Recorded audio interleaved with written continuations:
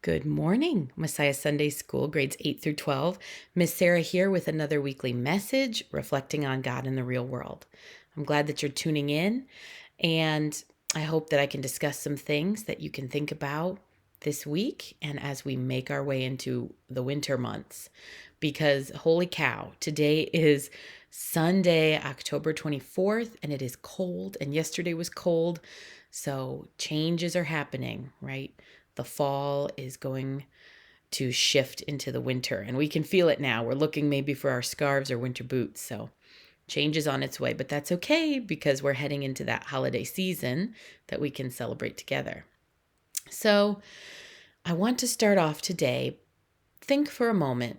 Has anything happened to you? Maybe something you said to someone, or somebody said to you, or people were saying about you it made you feel bad, right? It did not make you feel good at all.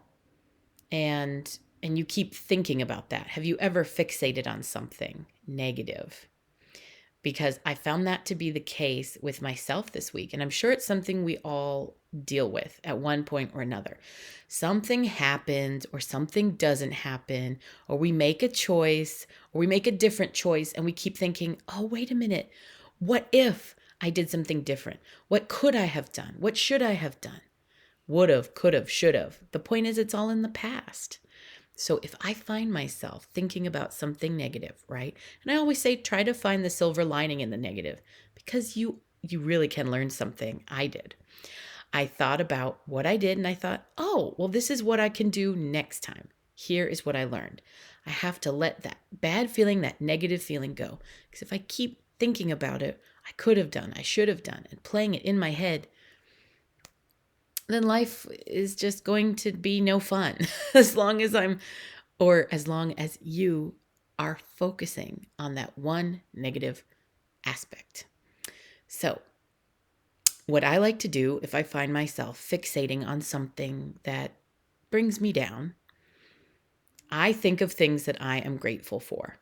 As a matter of fact, it's a great tip and trick, and it really does work. You can write it down. Write down 3, 5 things that you are grateful for, things that you are glad to have in your life. Those are the positives. Those are the things. They could be things, they could be people, they could be events you're looking forward to. For example, I'm celebrating Adam's birthday this weekend, so we're going to have some family together and have cake and ice cream and celebrate, which will be really fun. So I'm grateful for my family and the time we spend together and the talks we have. And so that's something you can do too. All right? So think about that. The gospel this week comes to us from Mark, and it's called The Healing of Blind Bartimaeus. So here we go. They came to Jericho. As he and his disciples and a large crowd were leaving Jericho, Bartimaeus, son of Timaeus, a blind beggar, was sitting by the roadside. When he heard that it was Jesus of Nazareth, he began to shout out and say, "Jesus, son of David, have mercy on me." Many sternly ordered him to be quiet, but he cried out even more loudly, "Son of David, have mercy on me." Jesus stood still and said, "Call him here." And they called the blind man, saying to him, "Take heart, get up, he is calling you." So throwing off his cloak, he sprang up and came to Jesus. Then Jesus said to him, "What do you want me to do for you?" The blind man said to him, "My teacher, let me see again." Jesus said to him, "Go, your faith has made you well." Immediately he regained his sight and followed him on the way. Whoa. So there was a blind man, a beggar, someone very poor, the low level of society, asking for money, begging. He could not see. And back in those days, at the lower levels of society, people did not associate with them or talk to those people or spend time with those people. Actually, Pastor Paul said it really nicely this week in his Messiah Missive. He said Jesus joins in relationship with many different types of people, like tax collectors and sinners. And now a blind beggar. He is spending time with the losers of society, the outcasts of society. And that is a huge, important message. Okay? Nobody is a loser, right?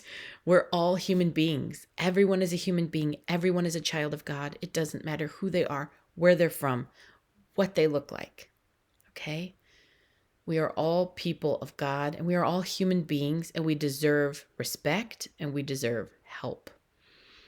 And I think the big takeaway message here is think about those people on the edges of society, those people who are shunned, those people that other people won't talk to.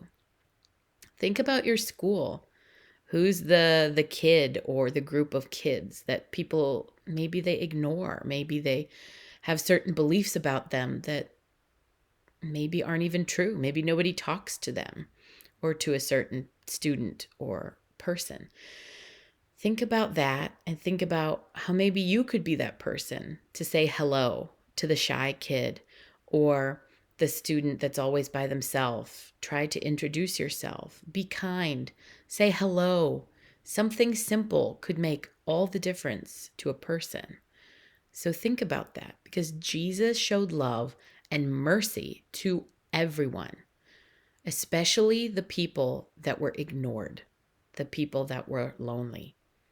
So as we move into next week, and especially into the joy that is the holiday season just around the corner, I think we need to consider others and the little and big gestures that we can do to make people feel seen and make people feel heard and make people feel that they are loved.